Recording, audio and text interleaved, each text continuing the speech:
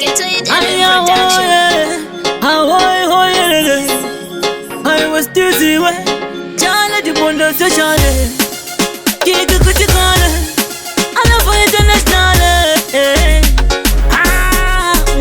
Kunge moto na fira kunge moto ini.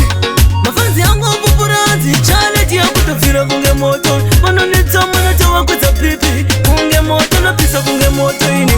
Mafanzi yangu pupuranzi. Challenge ya kutofira kunge moto. Mano nitso mano chawa kuza pipi. I was step by step ndimbo paniko. Maritimu esa ndichawanikwa.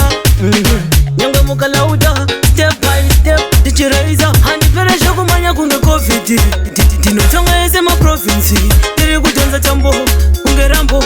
Tine minana musasaiza. Kunge moto nafira kunge moto ini. Mafanzi yangu pupuranzi. Challenge ya kutofira kunge moto. Mano nitsama na chawa kuza pipi. Kunge moto na pisa kunge moto ini. Mafanzi yangu pupuranzi. Challenge ya kutofira kunge moto. Mano nitsama na chawa kuza pipi. Aniiteje ma sorry. Andifunduke munoziva wani. Andimochinja story. Anoshika meze mofisa ngowane. Chandinoita chingani, ndachinja patani. Levo na seta, vanozvikona vangani. Handimisha nemboko, ndinova mangofo.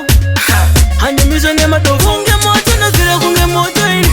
Mafanzi yangu pupuranzi. Challenge ya kutofira kunge moto. Mano nitsama na chawa kuza pipi. Kunge moto na pisa kunge moto ini. Mafanzi yangu pupuranzi. Challenge ya kutofira kunge moto. Mano nitsama na chawa kuza pipi. I was step by step ndimbo paniko. Maritimu esa ndichawanikwa. Nyanga mukalauda. Step by step ndichiraiza. Handiperesha kumanya kunge COVID. Ndinotonga ese ma province. Ndiri kutonza chambo kunge rambo. Tine minana musasaiza.